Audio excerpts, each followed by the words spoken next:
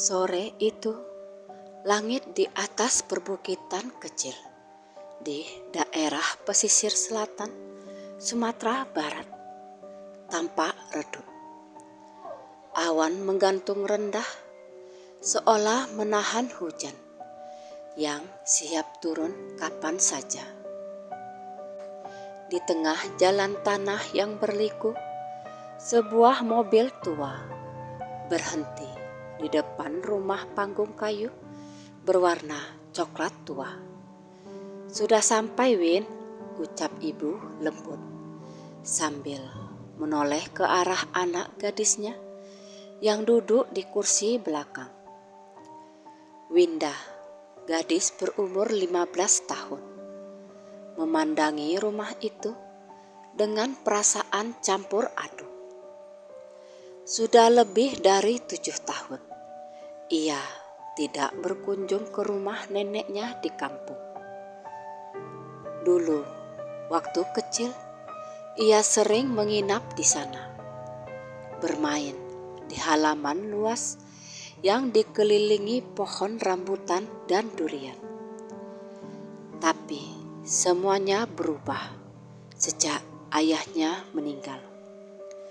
Dan ibu jarang lagi berkunjung ke tempat ini. Kini Winda harus tinggal bersama nenek Ratna karena ibu mendapat tugas kerja ke luar negeri selama beberapa bulan. Begitu Winda turun dari mobil, angin sore berhembus pelan, membawa aroma khas hutan basah dan kayu tua. Dari serambi rumah tampak sosok kurus dengan rambut memutih berdiri tegak memegang tongkat. Tatapan matanya tajam dan tanpa senyum sedikit pun. Ia berkata dengan suara parau, "Masuklah, jangan berdiri di depan pintu lama-lama. Tidak baik." Ibu segera tersenyum menyalami ibunya. Sementara Winda hanya menunduk canggung. Dalam benaknya, ia bertanya-tanya, kenapa neneknya selalu terlihat ketus, bahkan terhadap cucunya sendiri. Di dalam rumah, aroma kayu tua bercampur asap dupa yang samar. Di ruang tamu, tergantung foto-foto lama keluarga. Dan di salah satu sudutnya, tampak sebuah kendi besar dengan kain putih menutupi. Winda sempat melirik, namun segera berpaling ketika nenek berkata dingin, "Jangan lihat-lihat barang orang tua. Tidak semua boleh disentuh." Malam pertama di rumah nenek terasa sunyi. Dari jendela kamarnya, Winda melihat cahaya redup dari lampu minyak yang diletakkan nenek di depan tangga. Anehnya, nenek selalu menyalakan lampu itu sejak senja hingga fajar. Saat hampir tertidur, Winda mendengar suara langkah pelan di depan kamarnya. Ia menahan napas dan menunggu. Tapi yang terdengar hanya desir angin dan suara kayu berderit. Namun, ketika ia menoleh ke arah pintu, bayangan hitam tampak melintas cepat. Tubuhnya langsung merinding. Ia buru-buru menarik selimut dan memejamkan mata rapat-rapat. Keesokan paginya, ia menceritakan hal itu pada nenek. "Nek, tadi malam Winda lihat bayangan lewat di depan kamar. Apa nenek juga lihat?" Nenek menatapnya tajam. "Jangan asal bicara. Di rumah ini, kalau kau sebut-sebut sesuatu, bisa datang betulan. Nada suaranya dingin dan tegas. Winda menunduk, merasa tak nyaman. Dalam hatinya, ia mulai menilai bahwa neneknya memang galak dan tak ramah. Hari-hari berikutnya berjalan canggung. Nenek jarang mengajaknya bicara. Ia lebih sering menghabiskan waktu di dapur atau duduk di serambi sambil menatap kebun belakang yang dipenuhi pepohonan besar. Namun suatu sore, Winda tanpa sengaja melihat sesuatu yang membuatnya terkejut.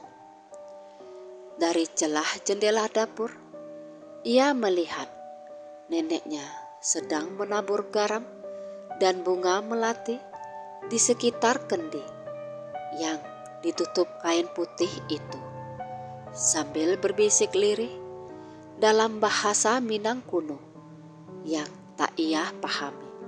Winda menahan nafas. Ia ingin menanyakan apa yang nenek lakukan, tapi takut kena marah. Dalam benaknya, nenek benar-benar tampak seperti menyembunyikan sesuatu. Malamnya, rasa penasaran menguasai Winda. Setelah nenek tidur, ia mengendap-endap keluar kamar. Lampu minyak di depan tangga masih menyala. Cahayanya berkelap lembut. Ia melangkah menuju ruang tamu, tempat kendi itu diletakkan. Perlahan, ia mengangkat kain putih penutupnya. Bau bunga melati bercampur bau anyir langsung menyergap hidungnya. Di dalam kendi, tampak air berwarna kehijauan. Ia hendak menutup kembali kain itu.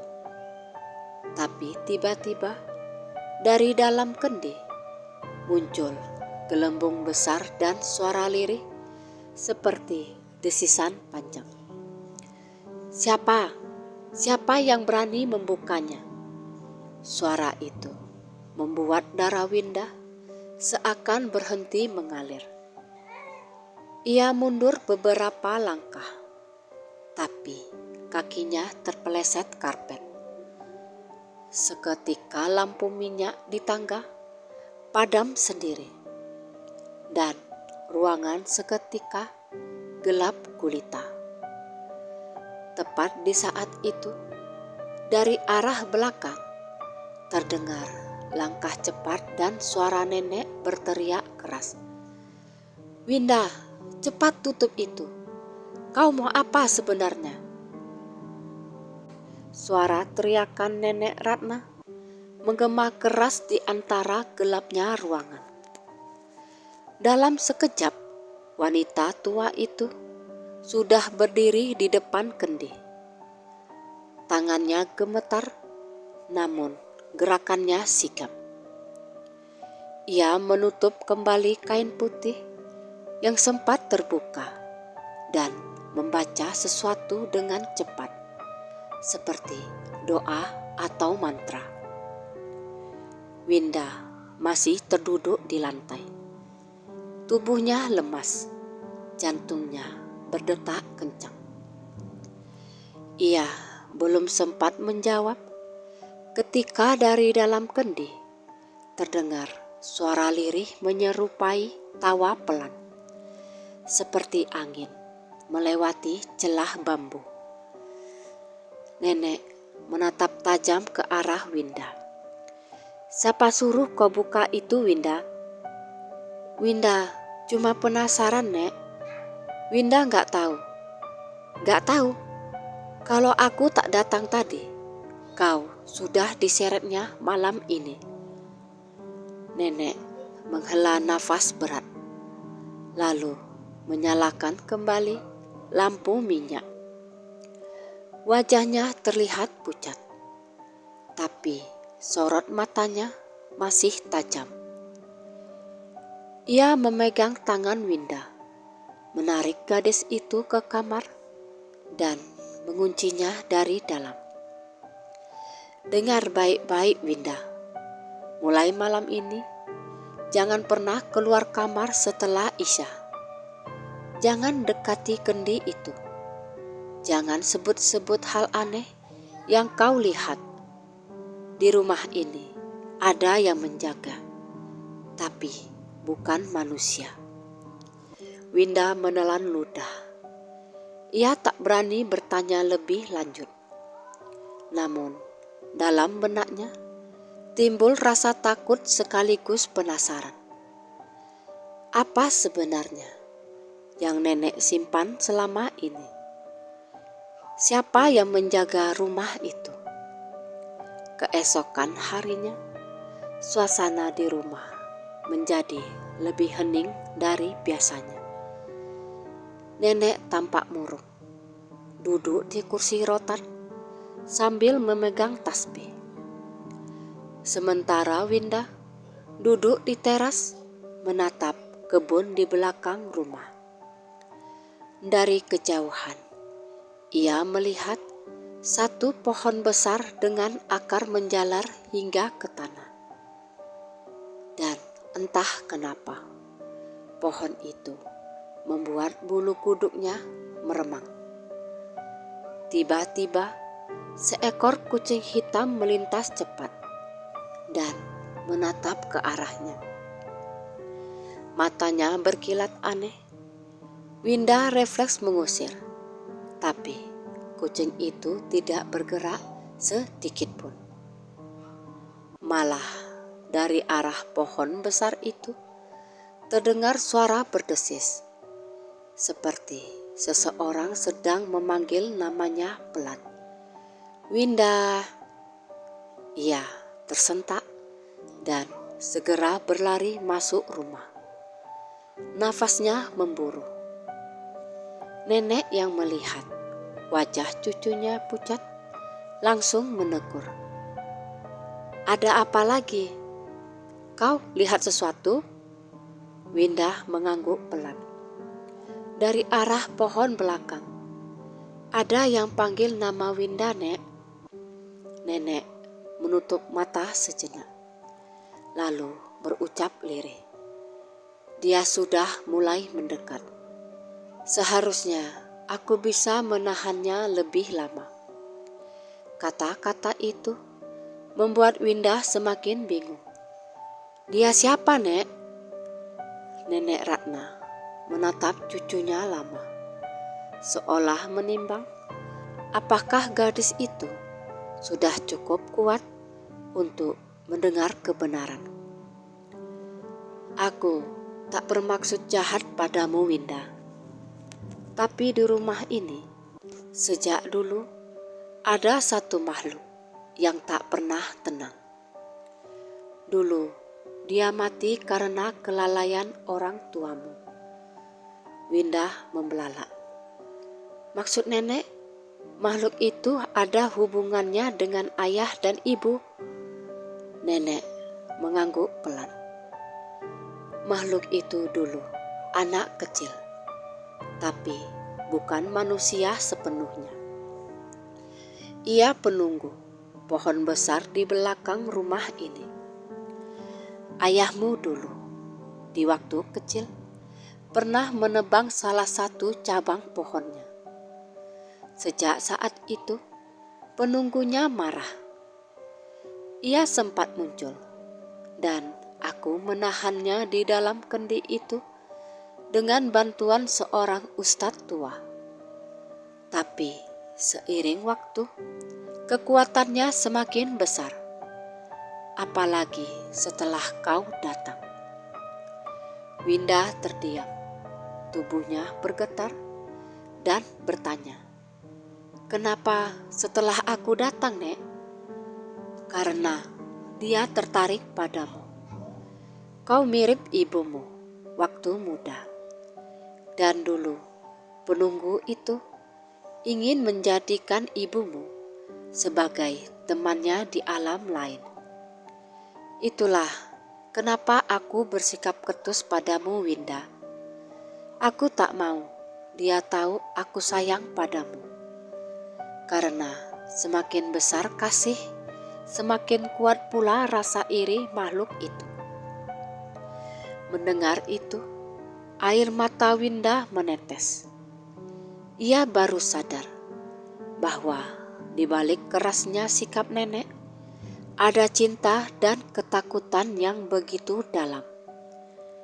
Nenek, Winda minta maaf. Winda pikir nenek gak sayang sama Winda. Nenek Ratna mengusap kepala cucunya perlahan.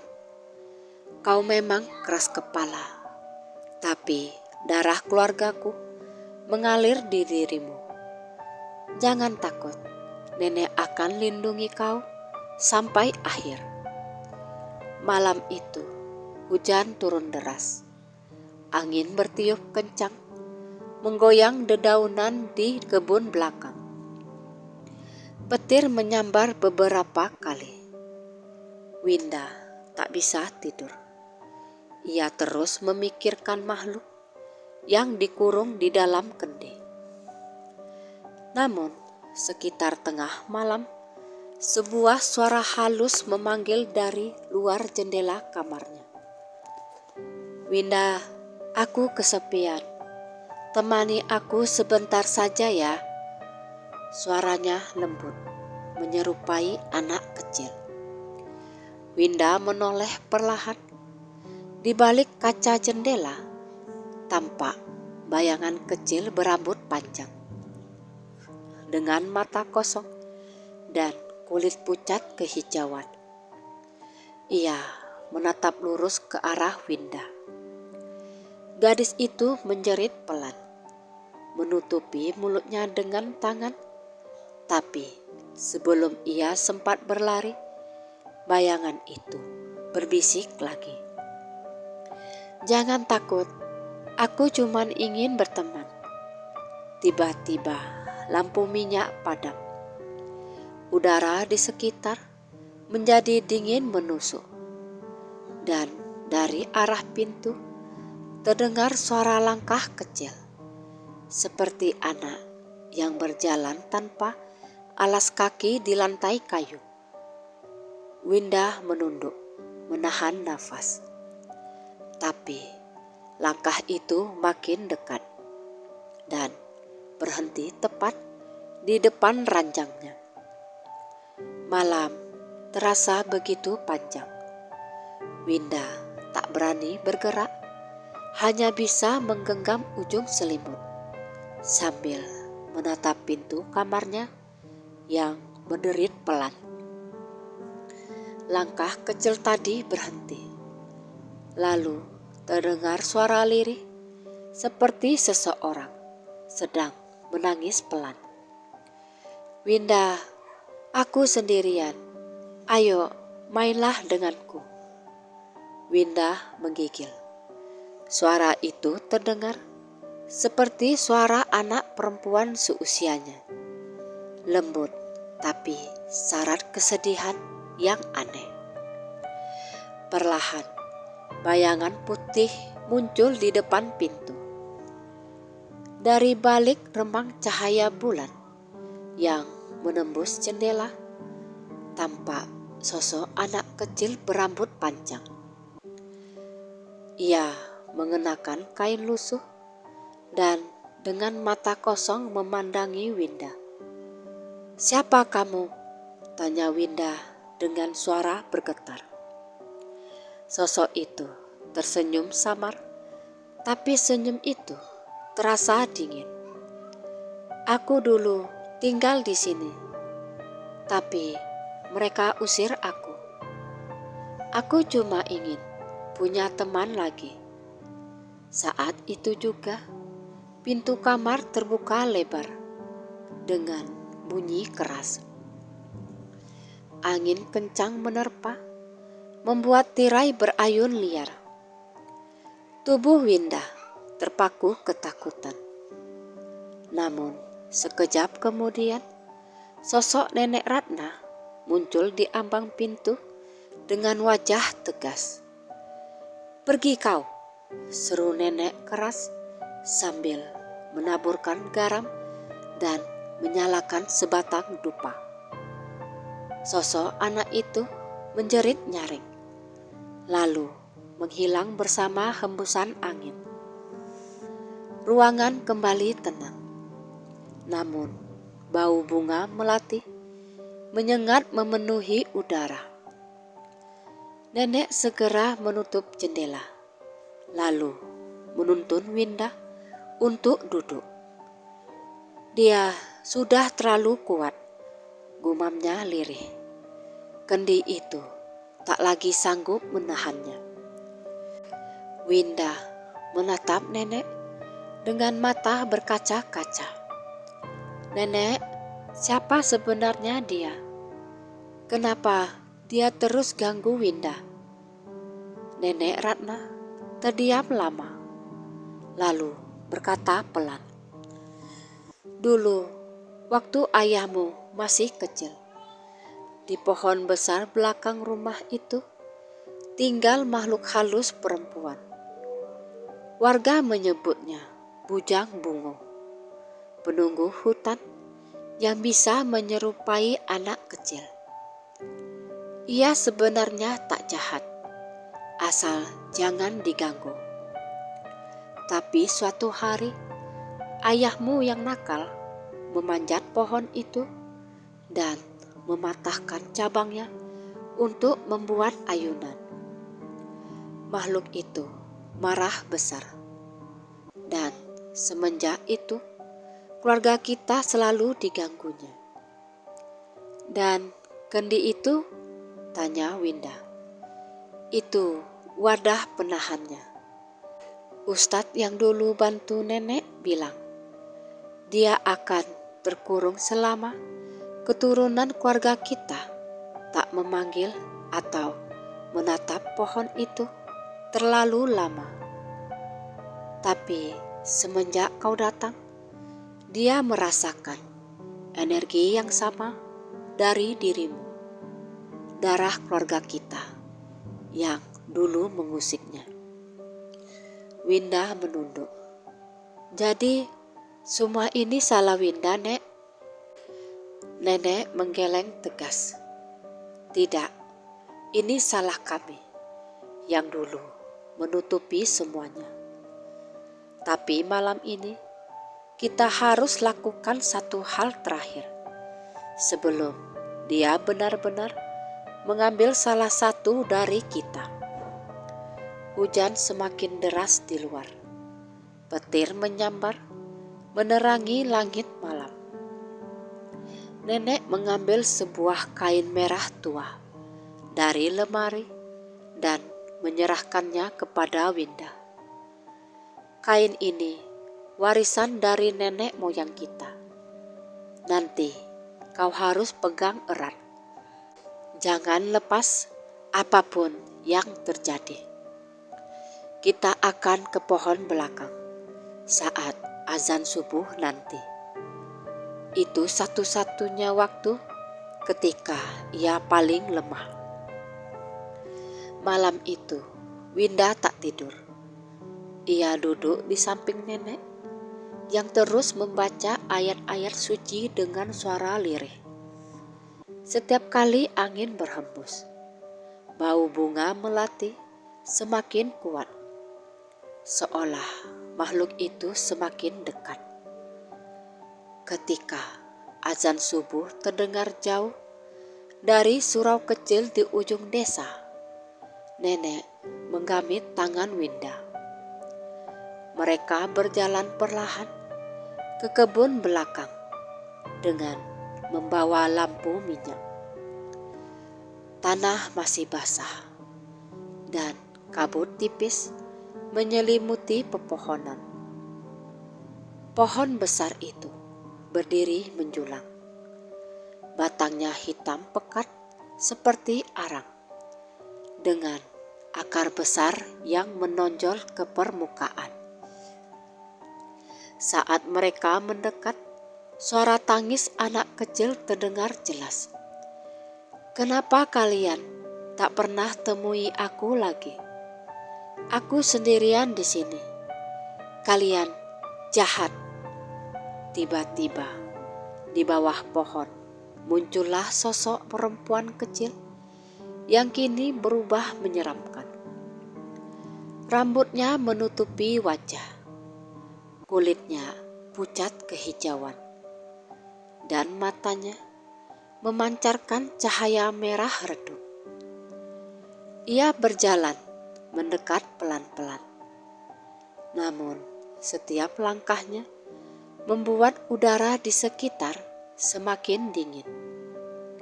Nenek Ratna berdiri tegak di depan Winda, memegang tasbih dan mengangkat tangan. Demi Tuhan Yang Maha Esa, aku peringatkan sekali lagi, pergilah dengan tenang, jangan ganggu keturunanku lagi. Makhluk itu menjerit marah. Kau sudah kurung aku terlalu lama. Sekarang giliranku mengambil apa yang ku mau. Angin berputar kencang. Lampu minyak padam seketika. Winda memeluk kain merah itu erat-erat. Tubuhnya gemetar.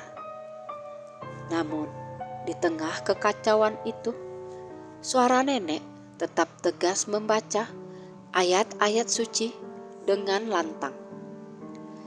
Cahaya putih mulai muncul dari tasbih di tangan nenek dan menyilaukan mata. Makhluk itu menjerit kesakitan. Tubuhnya perlahan terurai menjadi asap hitam.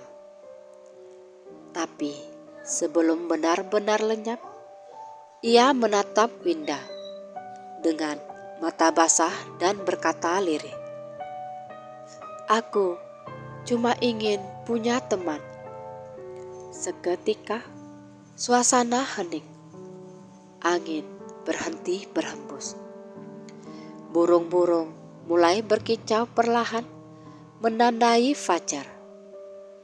Namun tubuh Nenek Ratna tiba-tiba limbung dan jatuh ke tanah. "Nenek," seru Winda panik, memeluk tubuh neneknya yang lemah. Nenek membuka matanya perlahan. Dia sudah pergi, Winda. Dia sudah tenang. Air mata Winda menetes di pipi nenek. "Nek, jangan tinggalin Winda." Dengan senyum tipis, nenek berbisik, "Aku tak akan pergi jauh. Aku akan selalu di sini untuk menjaga." Dan setelah itu, mata Nenek Ratna perlahan tertutup. Winda menangis keras sambil memeluk tubuh neneknya yang kini terbaring tenang di bawah pohon tua itu. Namun di antara kesedihannya, ia merasa angin pagi berhembus lembut menyentuh pipinya, seperti tangan tua yang mengusap dengan penuh kasih. Pagi itu, matahari pelan-pelan muncul dari balik bukit.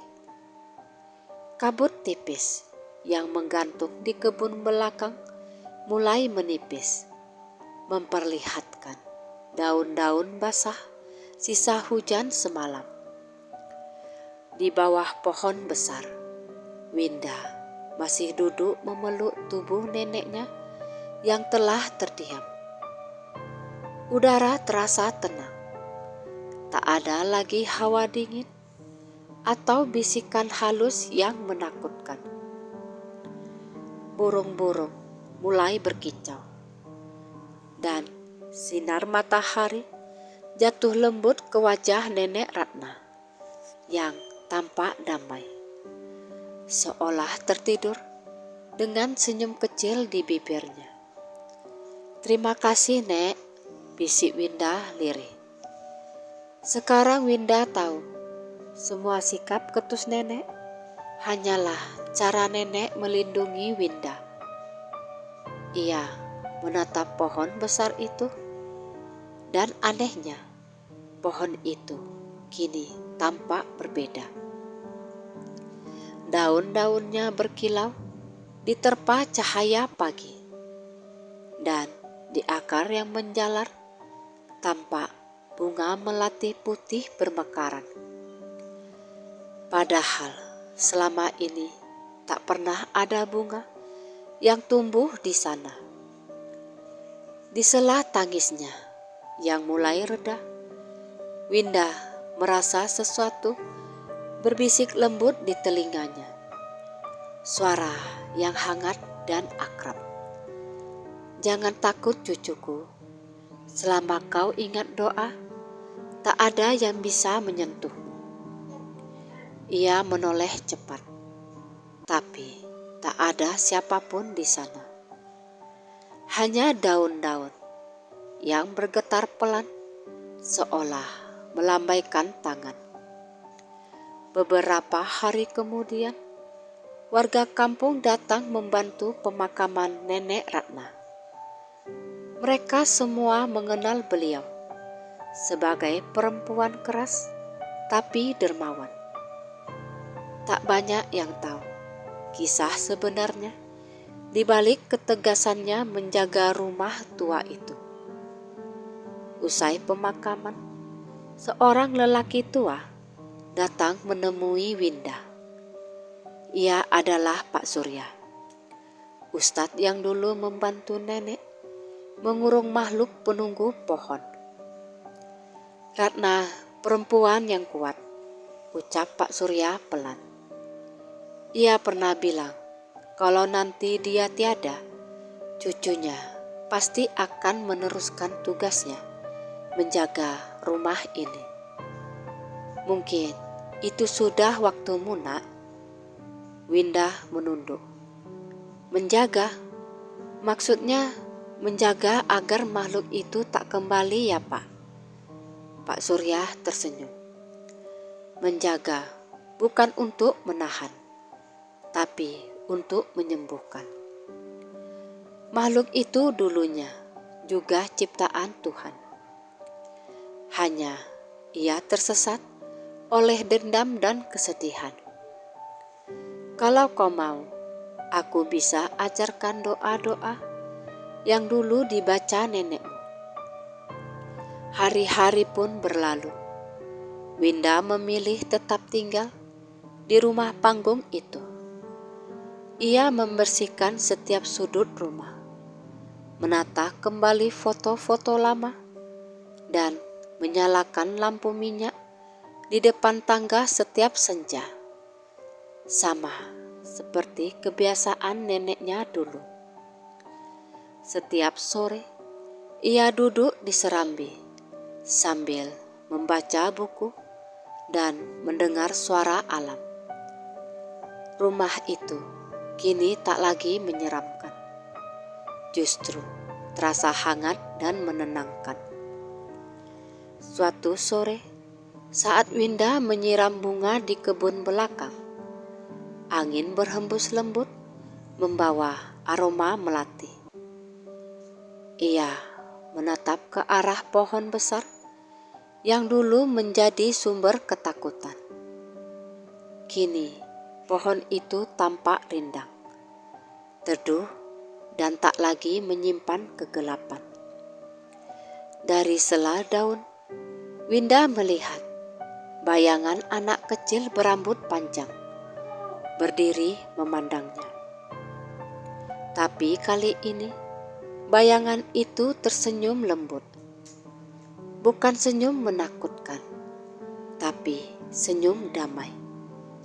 "Terima kasih." Suara lembut itu terdengar seperti bisikan angin. "Sekarang aku bisa tenang." Lalu bayangan itu perlahan memudar, meninggalkan butiran cahaya kecil yang jatuh di tangan Winda. Sekuntum bunga melati segar. Winda menatap bunga itu lama. Air matanya mengalir. Bukan karena takut, tapi karena haru. Ia menaruh bunga itu di depan kendi yang dulu sempat ia buka. Lalu berkata pelan, "Pergilah dengan tenang. Kau tidak sendirian lagi." Sejak hari itu, rumah nenek berubah. Tak ada lagi suara langkah misterius dan tak ada bayangan hitam di malam hari. Hanya suara jangkrik dan desir angin lembut menemani malam.